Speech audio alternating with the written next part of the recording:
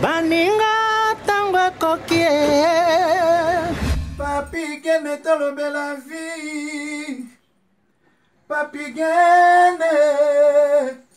Papi gene tolobe la vie. Papi gene tolobe la vie. Pointi coin mototeo tolobe la vie. Kuna balobi nini. Kuna balobi nini. Ah balobi nini. Veut dire tolobe la vie. Papi gene. Papi gene tolobe la vie. Papi gene tolobe la vie. De salutations à vous tous qui nous suivez de partout. Je pense directement à nos amis qui nous suivent à travers Tolobe la vie des Papi Guéné. Vous qui nous suivez à travers Banami qui est déjà nos Kabouya. Nos salutations vous qui nous suivez à travers l'œil de l'église. www.cntvlive.com/ sans rival. Partout dans les réseaux sociaux, partout on ne parlait que de Félix Tshisekedi. L'UDPS a déçu, l'UDPS a trahi. Félix Tshisekedi collabo. Félix Tshisekedi, on en a vraiment entendu. Il y a Ebele, peu et commis trop. Voilà pourquoi je vais recevoir pour vous l'homme qu'on appelle le docteur Kimwana Nakeya, alors qu'il nous donne des amples détails à propos de l'engagement qu'a pris Félix Tshisekedi pour aller aux élections avec la machine à voter. On parlera de tout sauf derrière. Encore une fois, je salue mon invité, Dr. Kimwana Nakeya. Welcome. Sans rival, thank you. Thanks to the viewers. God bless you. You are welcome. Sans rival, merci. Plaisir à toi. Et puis si c'est bon.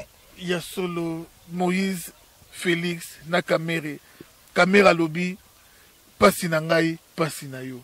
Moïse a lobby Passinangai, Passinayo. Félix a dit Passinanga, Passinayo.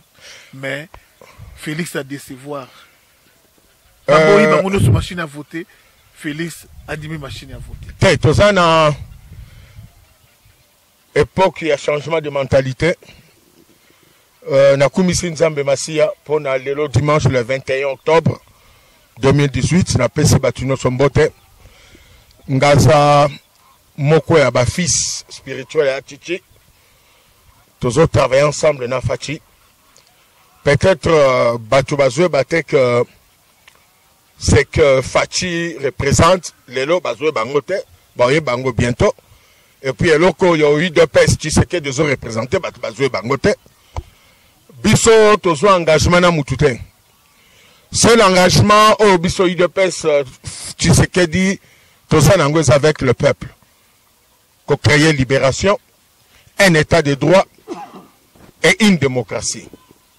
Et pour y aller, nous sommes tous à une obligation, tous à une relation, une alliance avec tous ceux qui se disent de partis politiques, des opposants.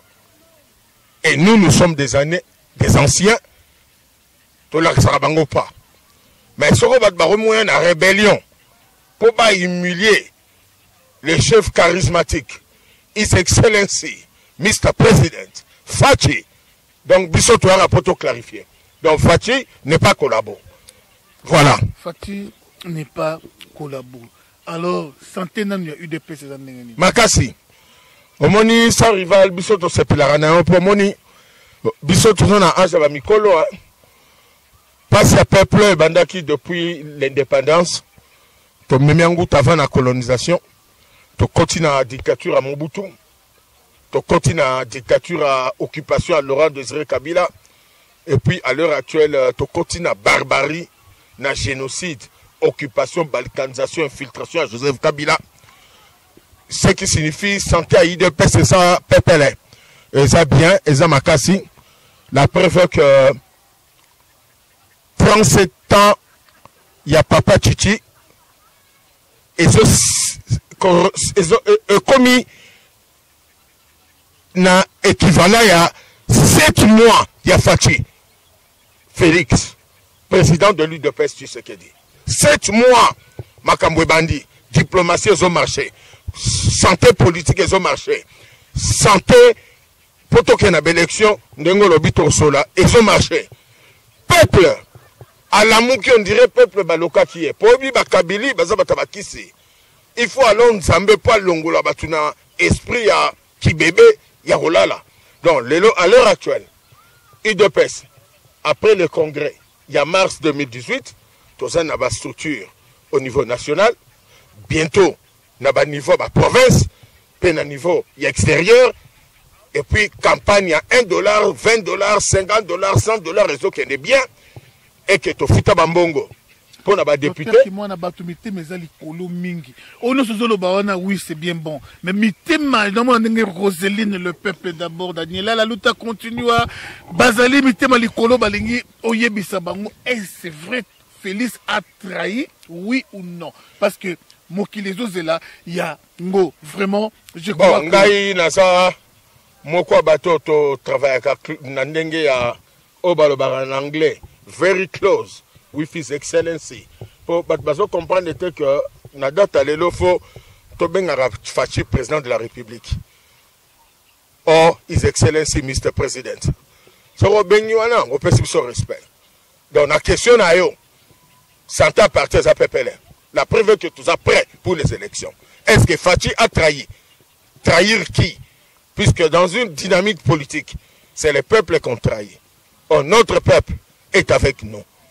Nous ne l'avons pas trahi. Pendant 37 années de lutte, n'a Papa Tchiché. Nous ne l'avons pas trahi. Après la mort de Papa Tchiché. Nous ne l'avons pas trahi. Nabakor Yasenko. Nous n'avons pas trahi le peuple. Na Biloko ya Eden Kojo. Pesabiso ma poste ma premier ministre. Mieux vaut la fin d'une chose que le commencement. Et à la fin, vous avez trahi. La machine à voter. Vous crédibilisez d'abord les élections. Et puis c'est Chedar qui va passer. Sans rival, na sepela, na yo po, zana respect, na batu. Dans une école d'éducation politique. Biso toza batoyo. Na fachi. Tosala Nina Mobutu.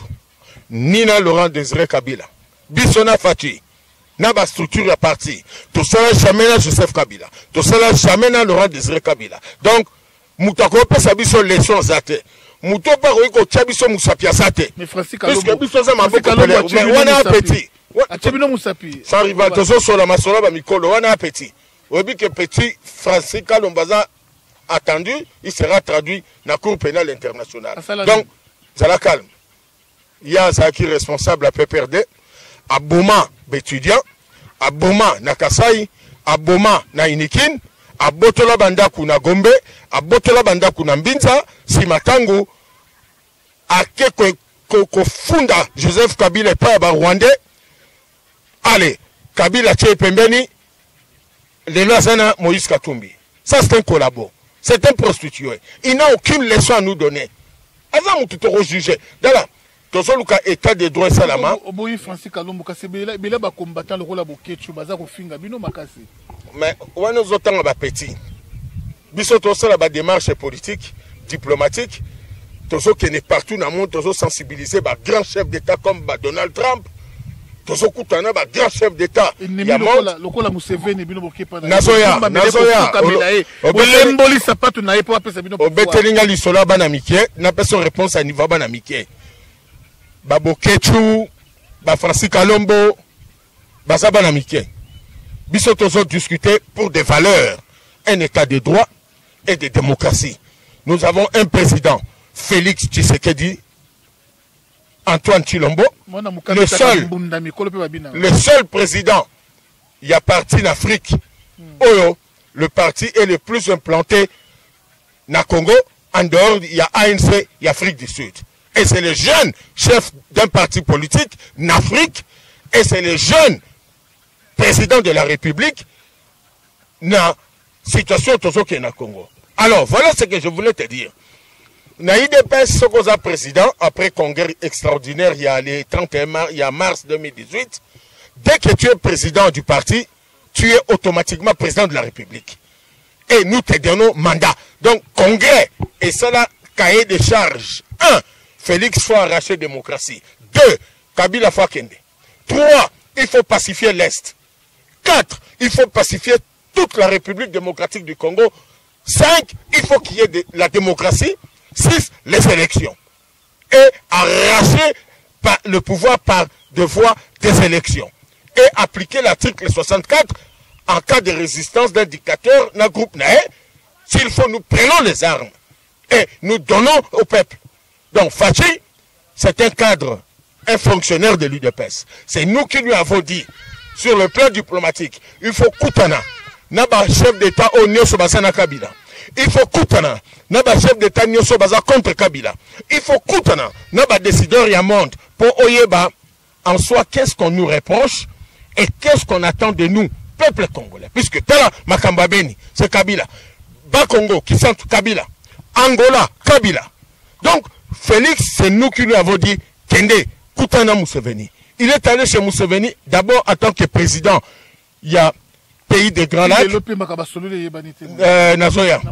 Museveni a joué un rôle, Lelo, au Sassung, soit Pesaki. Il y a responsable, il y a pays, il y a Afrique centrale, né à la région des Grands Lacs. C'est à ce titre-là que Fachi, à Salaka voyage à Brazzaville, à Koutanayana Sassungesu. Puisque Sassungesu a été président, il y a un pays de l'Afrique centrale. Maintenant que Sassungesu a été remettre ses pouvoirs à Museveni, maintenant que nous voulons la paix, nous avons dit à Fachi, agis comme Obama, qui est partout, rencontrer les dirigeants avant Oswa Ibonga. 2, Fachi, agis comme Donald Trump, négocie, dialogue avec la Russie. Fachi, salon la sagesse de quoi Trump, à cela qui n'a Corée du Nord. Donc, nous n'avons pas de leçons à recevoir ni de Katumbi, ni de Mbemba, ni de Vital Kamerhe, ni de qui que ce soit. Ce n'est que le peuple congolais. Donc, Fachi n'a pas été chez Museveni pour chercher le pouvoir, puisque les élections, c'est au Congo. Nous n'avons pas la logique. Il y a la cabine dans Minduki, Lelo. Mais s'il faut prendre le sang, tout soit Minduki. Donc, Fachi a trahir te. A trahir te. A Koutana Museveni, to sendi na Suso Koutana même, na Paul Kagame, il doit rencontrer tout le monde. Moïse Katumba Koutana Gina, Paul Kagame, na réception à Moïse Ibrahim na Londres. Qui a parlé? Jean-Pierre Mbemba cause matin, midi, soir avec le Belge au téléphone et se voit. Qui parle? Adolphe Mouzitou a rencontré le premier ministre belge, a rencontré le ministre des Affaires étrangères belge. Pourquoi on doit limiter nos droits en tant qu'UDPS? Nous allons rencontrer tout le monde. Bientôt, nous allons rencontrer même le pape. Nous allons rencontrer Sarkozy. Nous allons rencontrer tous les leaders pour la paix. À l'Est, Congolais Bakoufi. Na Beni, Congolais Bakoufi. Na Angola, Congolais Bakoufi. Fachi doit aller en Angola pour rencontrer Lorenzo. Fachi doit aller na Rwanda, rencontrer Kagame. Il a un mandat comme chef de l'État pour l'UDPS. Pour la chef de l'État du parti. Donc, il n'est pas collabo. Kabila, pouvoir ne 8 ans. Mbemba, Minduki a soiki 8 ans. Docteur Kimwana, c'est mon émission. Écoutez. C'est une émission, mais tout ça c'est sérieux. Yokananu. Avantage ni bo tirer na kokende élection na machine à voter pendant que boyebi que tout est bien truqué, nyoso ezade bien calculé, programmé que Chadari a collé kanaï. Donc bino bozon di mana bino bokende. Bon, sans rival, voici la réponse. Ndaza spécialiste, stratégiste na matière ya élection à UDPS. Biso toza na niveau oyo to komina kana Fachi, to sola kana Fachi, to so étudier environnement international, il y a Afrique et Zawapi, il y a Europe et Zawapi, il y a Amérique et Zawapi. Oh, ils ne connaissent rien na secret interne et Seni. Malgré que Bazana va déléguer na Bangokuna. Biso toza le seul parti UDPS. Tu le lo, tozo luka Kalamba Longwa. Potote abiso mutu. Nous ne sommes pas la commission électorale. Mais tu es bien comme nous ce sont les Kanaseni. Oh, bazocha makelele, ba bien le côté. Voici la vérité. Bissonne Batali Bosoto Boudaki et loko ya machine à voter. Puisque ils sont contre la constitution, ils sont contre la loi électorale. Batunyo so babalukaki. Babi, ce n'est pas possible. Maintenant que nous avons suffisamment approché la Corée du Sud, tu as approché ma service secret na bango. Ba pesibiso ba information na ba document qui montre que Seni ya Kabila bazana demande il y a combien de machines à voter pour les élections. 1. Il faut 120 à 260 000 machines à voter. Mais la société coréenne du Sud, où elle a ça, ma machine à voter, ne donne que 20 000 à 35 000 machines à voter par mois. Or, dans le mois où il y a septembre, Pesaki, na octobre et Sangani, septembre, octobre et Zandengemoko, 20 à 35 000. Novembre, ce n'est pas encore sûr. Et pourtant, ce qu'on calculait, 20 à 35 000 machines à voter par mois. Total, 120 000 à 260 000 avant le 23 décembre 2018. Ce qui signifie, quand vous divisez 120 000 à 260 000 sur 20 à 35 000 par mois, donc il faut nécessairement 6 à 8 mois pour saigner à soit machine à voter en agnon. Ce qui signifie les élections le 23 décembre 2018 et que ça sans machine à voter, puisque ces machines à voter, et ça la quantité est suffisante. Et que la date, il y a le 23 décembre 2018, la machine à voter à 120 000 à 260 000. Et que ça l'a créé. Et qu'il y a après janvier, février, mars, avril. C'est dans cette optique, à niveau stratégique à partir de oh, nous avons une machine à voter et ça la quantité sengeli, puisque certaines provinces et qu'on soit machine à voter, d'autres provinces et qu'on soit. Alors, nous avons levé l'option. Allons aux élections avec ou sans machine à voter. Sachant que 120 000 à 260 000 machines à voter avant le 23 décembre 2018 est consolaté. Nanga, Nakabila, Bagoswangote. Ils sont dans des bandades. D'où, tout ça, la logique, il y a pression sur eux. Pour tout ça, on a papier, il y a bulletin de vote. Voilà notre stratégie. C'est pourquoi nous avons dit, allons. Et puis des deux, le climat politique actuel est favorable à l'UDPS. Au Bas-Congo, à Kinshasa, Bandundu, les gens sont fatigués, malades, tués par Kabila. À Beni, Kabila a tué. À l'heure actuelle, tout Kivu ne veulent pas de Kabila ni de Chadari. Donc nous avons 30 à 40% de votes déjà tout de suite au Botoli. Kabila n'a Kadari. Donc ils ne peuvent même pas aller à la fraude. Fraude et causalité. Puisque la façon peuple a se mobiliser, s'il y a fraude, nous allons distribuer les armes. Donc pas sa population Mindouki. Donc on n'est pas partenaire Nabiso. Quelques Américains. Donald Trump dit Kabila doit partir avant le 23 décembre 2018. Et que le 19 janvier 2019, remise et reprise. Donc aucun chef de l'État veut de Joseph Kabila au-delà du 23 décembre 2018, à l'exception, il y a remise et reprise. Voilà. Expliquer le petit peuple qui te suit. Petit peuple, le petit peuple qui te suit en France. Journaliste, en Belgique, vous comprendre bien. Expliquer na kanate, au bundate, aux soignate, expliquer. Gaza Mokiate, Naza Gabriel Mokiate. Oyo bazako finga Félix matin midi soir, que Félix a tort ou bien Félix a raison pour na 1, 2, 3, 4. Je répète, n'a répété. Mais kokatanga ite. Pour ça, je bateau bazo finga biso, bozo sekana bango. Donc nango komi très sérieux. Zala calme. Ah ben, c'est docteur Kimwana qui est à Média, Medina, au Zola Nangala Mboka, Oya, Hollande. Toujours continuer toujours, Masolo Nabiso.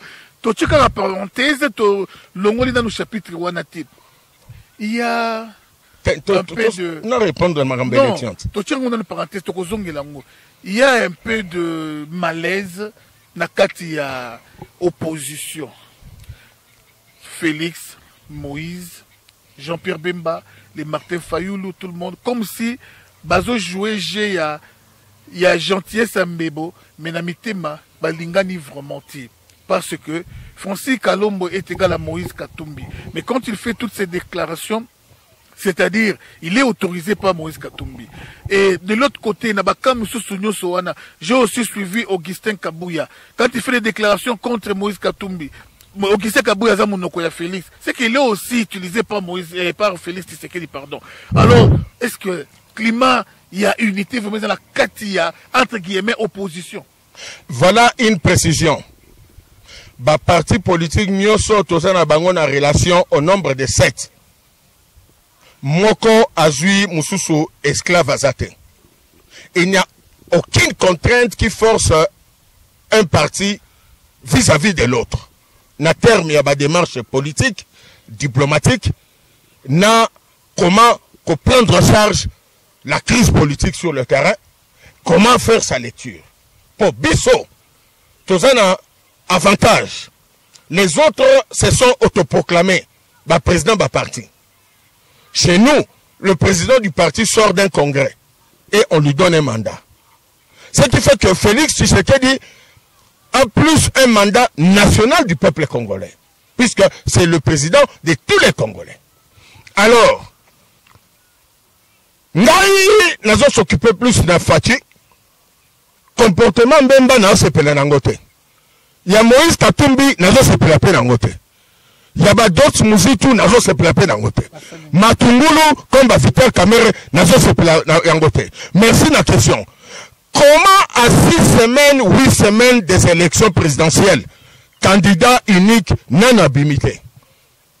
Donc, Bazo Zouabi sur le cola, machine à lavage, blanchisserie, Baya Kanaba meeting au biso te mobiliser Batebele, ba faire passer mot, si ma commis opposant, pour baleka, lobby, ba voter bango. Candidat unique na data lelo, et banité. Mais, Basa pressé, na réunion, na Belgique. Résultat, vide. Oh, tout ça, le meeting na triomphal. La Kisi Bilongi. Betel Baron Maboko. Contenu, vide. Oh, maintenant, tout ça, l'issue marche le 26 octobre 2018. C'est pourquoi Tobo il signé. Pourquoi faire une marche lorsque les machines à voter ne sont que 35 000 sur 120 000 à 260 000 et que ces machines à voter ne seront même pas utilisées? Pourquoi ne pas d'abord choisir un candidat unique de l'opposition? Après, tu vas dire que ça va bien. Donc, balingi va utiliser bisonné baneko utiliser à Tchiki. Bon opposition mingi na Congo baneko utiliser à Tchiki. Ba commissaire de vie le roi bébé. Ba yel ça vie ba pongi. Na ba programme, na ba meeting, na ba réunion, le beko non, ba commis na ba premier ministre. Le beko non, ba commis na bango ba ministre. Donc, wana et aussi baté. S'ils ne sont pas sincères, de mass back off. Faut pas kende. Fatim Mbamba pouvoir. Biso tozo kende pour les élections et puis tu gagner. Fraude ce que yé, tu redistribuer Minduki puisqu'à l'heure actuelle, tozo n'a plus militaire. Ba Trump, basana biso. Ba chef d'État africain, basana biso. Donc tu frapper, nous allons frapper. Je dis bien nous allons frapper. Kabila Arokima, Minduki go tambola na capitale. Oh ba bloquer n'Angola, tokeno senga yango. Oh, Kabila sombi na Ukraine. On va y revenir. UDPS Kasibino Bomesanisa Batu na nini. Bomesanisa Batu na politique à chaise vide. Au moment que Batu pe Bomesani na bino ndengwana. Ba opposé misu ba yebike na suka botiki la bango chaise ba rozo pouvoir. Mais bino mbamba na pouvoir bo ndeni likamni mbamba na pouvoir. Bon, c'est quoi Yom Tolobi et le quoi bien, merci. Hier on reprochait na Papa Chichi politique de la chaise vide. Sun City a via Zalagité. 2006 via Zalagité. Na 2011 préparation Makasi na organisation Makasi et Zalagité. To Zalagi na ba témoin ya Makasi na ba bureau de vote et puis il n'y avait pas de procès verbaux na ba bureau de vote pour que la victoire de Papa Etienne Tshisekedi soit justifiée. Alors actuel tozabi solo so âge moko Ngai Fachi Mbemba ba Katumbi ba Adolphe Muzitu ba Kamere tozo potana âge moko génération moko far muto okosa moninga zate yango to signer na ba Fachi to telemela bango. Donc o tozo sala tozo venger ignorance ba taki vie titi ba sakana ni la vie titi ba yima même méthode wana ba meeting ba marche mais to voter candidat unique rien. Et pourtant, chez nous, on a eu UDPS. Candidat unique. Et si tu vois qui est dans le congrès, c'est Fachi. Donc, il n'y a personne qui peut nous donner encore un autre candidat unique. Puisque nous sommes le parti majoritaire. On ne peut même pas choisir un Cameroun. Mbemba na Moïse Katumbi Naba Mouzito et les autres ba pour ni candidat unique nani Kameri. Bango ba majoritaire. Majoritaire na chiffre nini puisque sur autant basa 4. Félix a se retrouvé yemo. Mais nous c'est le peuple. Martin Fayoulou. Biso sa peuple. Bato nyonso tangi bazalaki na Laurent Désiré Kabila. Basaki na Mobutu. Adolphe Mouzito était inspecteur de finances à Mobutu. Na contribution. Moïse Katumbi Lembemba, ils étaient tous avec la Kabylie. Donc, et là on y a et là on nini. Bazana baste. Ils n'ont pas le nombre de électeurs au biso tozanango. Même bas témoins. Alors actuellement, nous avons 260 000 témoins. Nous avons 500 000 témoins dans le bureau de vote. Et puis nous avons voté à tant que IDPS Fati. Nous n'avons pas pambana to linyangote. Puisque nous avons manqué biso. Nous avons tala bureau baton bazo sala. Bozana Fati entre temps bazo solana Kabila pour un dialogue.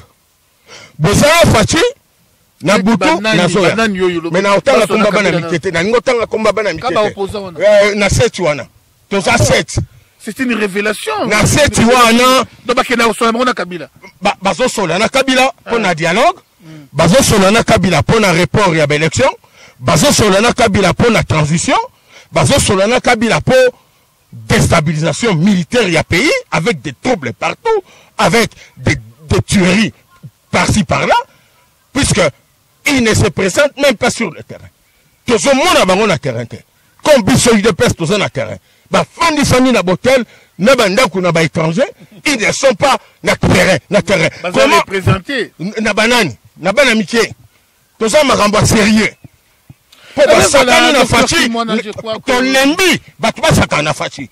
Fachi a sa président et chef de l'État, bah chef d'État bazo yambaye. Non, non, comité. Ah ça, voilà, na congrès, il y a eu de peste, ce qu'on a président national, automatiquement tu es président de la République. Il c'est combien d'années?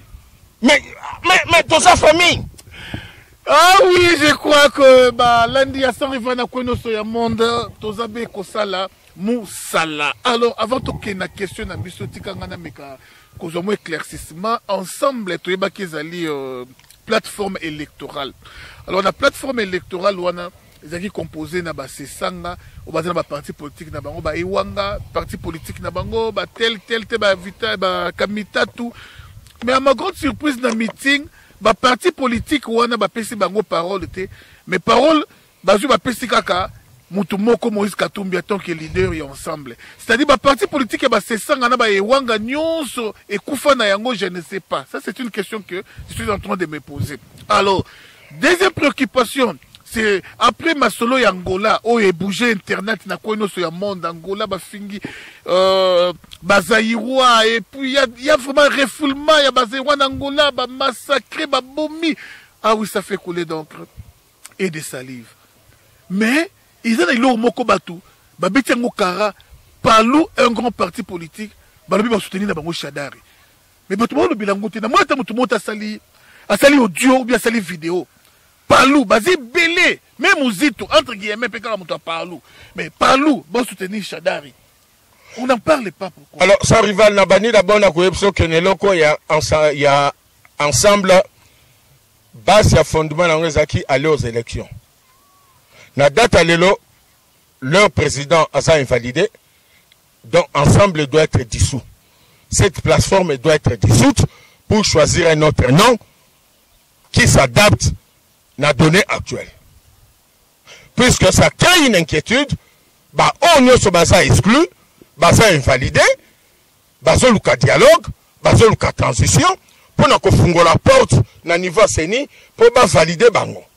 Et pourtant, le peuple ne veut pas de la transition. Le peuple demande la libération. Des deux. Bah, oh, tangi ba combo, bon, biso ba vieux, hein, on a ba petit, na ba plateforme, on a. Ça montre qu'il y a l'anarchie, qu'il y a les désordres. Comment nous sommes président d'un parti politique dans la plateforme ensemble, tu ne parles même pas. Au commandeur, on me m'a valise, il y a Moïse Katumbi. Donc tu es un garçon de course. Et c'est lui qui paye les loyers pour toi en Europe. Ou abandonner mon syllabe dans la Kinshasa. Ça ne se fait pas comme ça. C'est aussi demain, ils vont venir. Bah, il va soutenir. Bah, c'est un Dumba.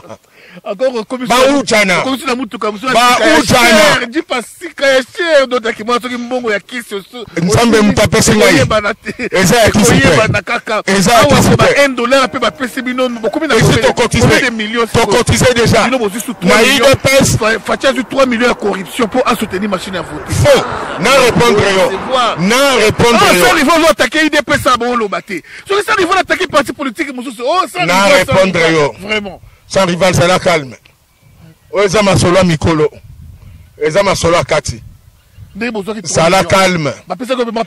Zala calme. To fouti mbongo ba députés nationaux, na provinciaux, na dépôt à candidature, ya Fachi, c'est l'argent des combattants. Na ba cadre parti. Et puis 90%, et ça qui na mbongo ya Fachi. Oya salaka na poste na Belgique, a salaka na société d'assurance na Suisse, ba économie, a salaka nango, na oyo a salaka na post office na Belgique, a salaka pe na société d'assurance ya Suisse, a sala, a Zanambongo. Et puis a ça homme d'affaires. Moni son moni Fachi, moni Donald Trump. Ce sont des hommes d'affaires. À la différence, sauf que Fachi a des politiciens. Trump a un homme d'affaires. Mais Trump n'a Fachi pas un master. Tout ce donc, Fachi n'a pas 90% bambongo, n'y a pas dépôt, ba candidature, il y a un président, il y a un président, il y a un député provincial. Papa n'a pas pauvre. Non, Moubake n'était pas connecté. La gestion quotidienne, il y avait à Tchichi. C'était un simple garçon de course. Moubake, c'est d'ailleurs lui qui devrait guider le parti dans le conseil politique. Il a échoué. C'est le grand ami à Rouberwa. Moubake, c'est le grand ami à Charles Morigande du Rwanda. C'est le grand ami à Bizimakara. Donc, c'est un Rwandais. Il a des amis rwandais. Quand tu as des amis rwandais, tu deviens rwandais. Mais un peu pour regretter, il pose à qui tête. Tout sur la masola sérieux, tout ce qu'il a pas pamba. Tête, sans aller tête, il fallait que tu parti. Pour te la Kabila. J'évolue, je viens. Et le coup est allé avion. Parti Mkaloua Tiango. Tu cotises qu'on a domaine, il y a $1, bazo pia 100. Si tu ne sais pas, tu commis déjà là-bas millions. Là-bas $1 pour soutenir la campagne de Fachi et préparer l'avenir. Donc, la logique simple, s'il fallait prendre l'argent et être premier ministre, Natango ya Senko ou ya Eden Kojo, il fallait tous Yango. Mais tous nous avons un peuple qui nous a confié une mission, la libération et l'avènement d'un état de droit et de démocratie. Donc, à l'heure actuelle, il n'y a aucun leader au Azana Mbongo Koleka Fachi. Même Moïse Katumbi n'en a pas. Je viens. Ça la calme. Je peux expliquer. Il y a Katumbi ça à Goyiba. Il y a Fachi ça à peuple. Et ça va. Wana slogan Nalingi conflité. Nalingi conflité. Faut bon voyez bien le ça la calme. Au moment dimanche, ça sera bien pour inspiration, Nzambeza partout. Même na ba démon bazo sambela au nom de Jésus. Pour baluka liberté, na délivrance. Pour ni batu ba makamba Fachi il faut ils ont plaire boy. Diaspora mobimba partout kaka Fachi bazo ko finga ye ba buketu ba finga batu bisu soki ya parti oyo na yokaka kala na so RCK et finga batu bele bazo ko finga. Mais nous sommes importants. Moto ba finga kaisa oyaza na valeur. Moto baso Teresa Naeza ou Asimbi destiné à moto. Mandela en Afrique du Sud bafinga. Obama bafinga. Trump bafinga. Emmanuel Macron baso homosexuel bafinga. Donc il faut ça la valeur moko nzamba tchena yo pour batu s'occuper na yo. Quand on t'attaque pas, on t'injurie pas. Donc osa nobody, osa na valeur te. Fachi Azana gift, Azad moto nzamba créé, Atima Pamboli. La preuve qu'aujourd'hui, certains leaders politiques veulent prendre des micros avec Fachi pour Bayebana. Bamsou Bazo, le baketo qui est une élection. Mais Mokiazo finga bino faux. Mokiazo fou. C'est un psychopathe. J'ai déjà fait une réservation dans l'hôpital psychiatrique. Il faut pas étudier Moutunaï. À la Kiol. Mais les candidats ont été belé, les candidats présidentiels, belé. Mais monsieur n'a pas été banate. C'est opposant vraiment. Il ne parle pas. Bango ça la business. Bamsou ba comme ça politique business. Pour bamsou sozo le bawana. Ba gestion que ça veut tout yeba ko to ba postulat. Mais moi si mon boy soki mari soki nani a outi wapi. On ne comprend pas. Mais voilà, il nous reste moins de 5 minutes pour faire ça. La caméra d'accompagner ça yo parole. Les liaisons tamboya solo s'il y a des gens qu'il faut soutenir vraiment ma kasi na députation ils ont tout le coup là-bas Eliezer Tamboué qui appelle A ce qui est A, B ce qui est B. Alors c'est vraiment important, il y a beaucoup de journalistes, une centaine de journalistes na Congo, mais vrai oyo balingaka peuple oyo basalaka musana bango kitoko eza le coup là-bas Eliezer Tamboué qu'il faut soutenir. Candidature Eliezer Tamboué ceux qui te commis la députation, diaspora mobimba, na kosenga vraiment, nenge tozo soutenir Fachi na $1, nenge pe ko soutenir Pendeko et Eliezer Tokomi Wapi. Alors, docteur Kimwana vraiment, Tokomi presque na souka ya émission na biso conclave. Tokomi na souka te. Conclave zo ya l'émission d'Afrique du Sud. Tozana souka te. Poser Fachi pa ba Moïse, ba collaborateur ne nous sont acceptés aux alliés volonté na bango. Et au ça matin. Il faut d'abord répondre que bafinga raka nzeto ezana bafruya kitoko to sepelaka soko bazo attaquer biso soko totali na intérieur na extérieur na biso tolobi to trahir te et nous disons les chiens à bois la caravane passe la preuve que UDPS à l'heure actuelle ezama kasi collé quand même na tango ya chichi mobilisation na conscientisation bato tala makambeleki na beni un colonel rwandais bomi c'est ma peuple mogabi yepe trokata muto bazupe mutu bakati la même chose trokanga kabila to distribuer minduki to teleme la kabila na kaya front sadari olobi Angola na Congo. Oui mais nous condamnons babiloko et salami en Angola, nous condamnons et sa violation des droits de l'homme mais c'est aussi une violation et abaccord tout ça là entre RDC et Angola en 1999 où nous devons laisser nos populations passer, circuler librement. Ce sont des égarements. Il y a des services de sécurité. Et ça, la jalousie. Il y a la population locale angolaise, la police, la bango, puisque les Congolais ont un avantage à ça bien. Partout sur le quai, à s'adapter bien. Même Ndunda, à roter Kango bien. Même Maï, à roter Kango bien. Même Kokal Ngamikate, à Okal Ngango bien. Sokope étranger lingi congolaise, plaisir à trop. Boulingwakati, mobile à Romizoba, Kizunguzungu. Donc, te pardonner Bangolais, ce sont des choses qui arrivent, mais nous devons plutôt tirer les leçons. En Afrique du Sud, Basalabiso, na Congo Brazzaville, Basalabiso, na Pays Basalabiso, na Israël, Basalabiso. Donc c'est pourquoi il faut qu'il y ait une élection le 23 décembre 2018 avec Oussa Machine à tricher pour, avec Fachi, tout état de droit, te mettre fin à la barbarie, au Congo par Kabila, et puis barbarie que certains pays le font contre les Congolais. Puisque quand un autre pays attaque votre citoyen à pays Wana, cela montre la faiblesse. Il y a diplomatie à pays Nayo. Puisque l'Angola ne peut pas attaquer un Portugais. L'Angola ne peut pas attaquer un Français, un blanc américain ou un noir américain. Donc nous sommes faibles. C'est une situation qu'il faut corriger avec le temps. Bon, na eloko etali 3 millions de dollars, toza na posa mbongo wana te, wana sa jalousie, à l'heure actuelle toza na mbongo, ba $1 wana sa belé, ba tubazo sa mulongo. Donc ce n'est pas maintenant que Kabila peut nous corrompre, puisque nous ne sommes pas disposés à prendre le poste de Premier ministre en échange na nzoto ya Bembe ya Papa Chichi et ya na Congo. Kabila a conditionné poste de Premier ministre pour Ebemba Chichi ya Tolobaniet. Ba pesa biso ba poste na ba Eden Kojo Toboya na Senko Luengeye après liwa Papa Chichi to restructurer parti Tolobi na Fachi élection. Donc pourquoi nous allons aux élections avec Oussa Machine à voler? C'est puisque je l'ai déjà dit, Seni na Kabila bah viola qui constitution la loi électorale pour constitution la loi électorale ils ont reconnaître machine à tricher. Bah c'est là qui mécanisme on a d'abord pour s'enrichir, pour avoir des commissions et des deux amener l'UDPS à boycotter.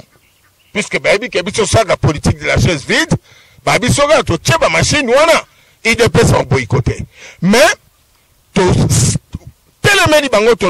nous allons aux élections avec ou sa machine à voter. Au moment où nous allons aux élections, donc on continue à protester contre l'usage ou utilisation de la machine à tricher. Mais la vérité maintenant, sans rival les accords, c'est ni à 120 000 à 260 000 machines avant le 23 décembre 2018 pour 26 provinces.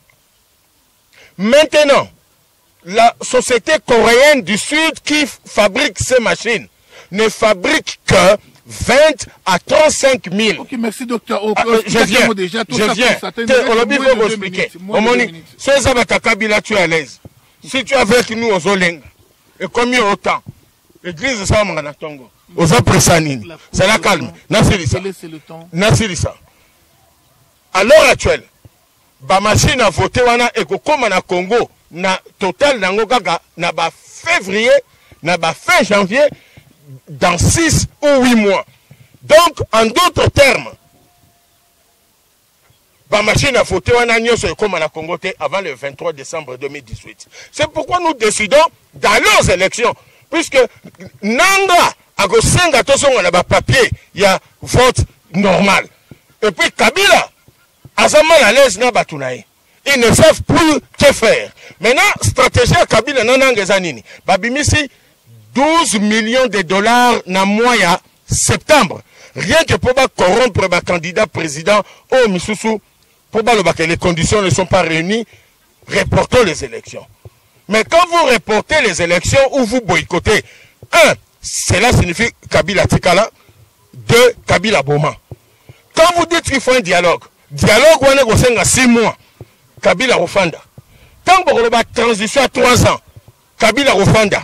Tant que vous avez notre ligne Kabila Té, ça vous amène des débats inutiles. Et pourtant, bateau bazo soutenir politiquement, diplomatiquement et militairement. Balingi Teba Okakombo Kabila au-delà du 23 décembre 2018. Donc, to Sangana, to Salabomoko, to soutenir Fachi. Chadar a gagné. Chadar sera gagné ses chances de nationalité. Docteur Kimwana Lobiso qui Chadar a gagné, lui change de nationalité à communer rwandais. Eh bien, voilà, je crois que nous reste moins d'une minute pour Nato Silisa Masolo Nabiso. Il a été question ce soir, il y a que éclairer opinion. Oyo Balobi Minki et Belé na ba réseaux sociaux, ils ont vraiment insulté l'UDP. Alors, voilà, réponse est aussi par le docteur Kimwana pour paraphraser un peu tout ce qu'il vient de dire. Les alliés locaux là, Moutumoro Nanda Kunaye à Kabakate, et pour ça, on a appelé Nabiloko à Koliati. Bon, Oye Nanda Kwalobi, ah papa, ah bon, après c'est pas des bouffons, on a appelé Nabiloko à Kolia. Mais yo intérieurement, Yebi Nanda Kunabiloko à Kolia Zanangote. Alors, pour on l'a qui s'est moutonom me mettre na souka, ya Yebi qui Okoboya, non, on me sena Koboya. Obité, ça va, madame, Tova Nanda, no, Baba, appelé ce bloc à Kolia. Tova Nato, c'est la bloc à Kolia. Loi Kolia et Nanda coupé et ça n'a mouti. Donc, au même moutouna matina souka, qui est pesa bisouka sebiloko, il y a Kolia. Pourtant, Nanda coupé Kolia et ça. C'est la stratégie qu'a appliquée l'UDPS. Félix est venu à la tête de l'UDPS avec une détermination extraordinaire. Alors, il est venu pour récompenser l'UDPS pendant 32 ans sans pouvoir. Cette fois-ci, Félix a bêti le beau qu'on a mis ça peut vite parce qu'il y a lobby, c'est le pouvoir, c'est le pouvoir ou rien. Alors, quand il dit le pouvoir, ce n'est pas la primature parce qu'il en a refusé. Le pouvoir, c'est pas le ministère parce qu'il en a refusé. Le pouvoir, il veut la haute magistrature. Vraiment, la carte, il y a eu des personnes, mon amobali, a télémi vraiment, ngouy, a dit, misoka, Akoufa, pour Azokaka, pouvoir. Bande Konangai, c'est vraiment un homme à soutenir. Olé à Kosala Bama, quel est le belé, vraiment, dans les réseaux sociaux. total nanu niveau ya diplomatie o ya sali na yebite sur les opposants o ba ya mama boye na ba président d'une façon officielle banda histoire opposition banda un opposant bazo ya mbaka na ba président ya ba pays mususu.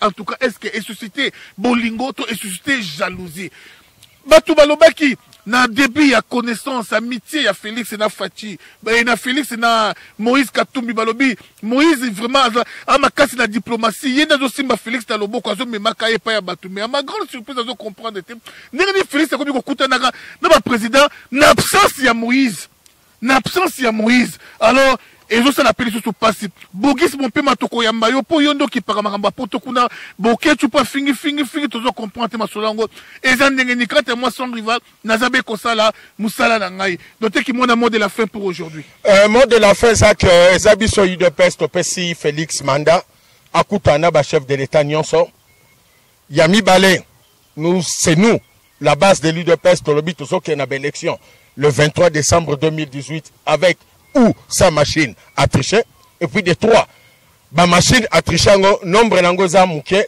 est insuffisant, total nango koyatel avant le 23 décembre 2018, donc faut profiter, n'a manque ya ba machine wana, poto ke na élection, n'a papier, ya bulletin ordinaire, et des 4, tozo 5 peuple congolais, azala sima ya fachi, poto mettre fin na ba barbarie, na Béni, na Bangola, toto état de droit, pour qu'un véritable leader soit élu. Donc, Fachi, c'est nous qui l'avons installé. Bissonnet au pied mandat. Et puis lui, il est déjà le candidat unique du congrès de l'UDPS. Donc, Moutaouiko, Yobanabi Sote qui va voter, entre 4 individus, au moment où c'est le congrès du parti qui est majoritaire, donc Fachi ne pourra même pas, à lui-même pour dire, net il va voter Mototel, Nambembana Katumbi, Nandimi, et Rossala Maté. Il ira au nom de l'UDPS, et ça sera l'UDPS Fachi qui va aux élections. Nous ne partons pas en groupe, en désordre, en bloc.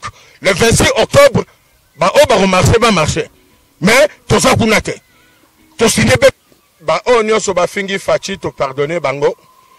Pour bazana preuve, besoin d'être libéré Bango. Boketu, tout le classe. Tozo banda déjà partir il y a lundi le 22 octobre na niveau UDPS tout ça la cotisation pour na tozo ça boketu d'abord na Congo et puis to foutele Minerval azonga na classe pour mutu na zo salate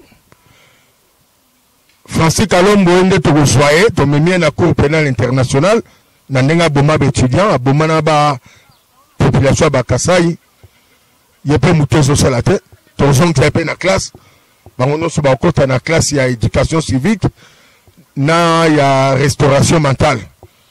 Donc Fachi a notre appui. Oyo batu bazo finga bazo sa les AG bazo sa na bata ANR na bata FCC na MP pour ba ternir image à Fachi. Baninga tango kokie Papi gene tolobe la vie. Papi gene tolobe la vie. Papi gene tolobe la vie. Pointi coin mototeo tolobe la vie. Kuna balobi nini ah balobi nini veut dire tolobe la vie. Papi gene tolobe la vie. Papi gene tolobe la vie.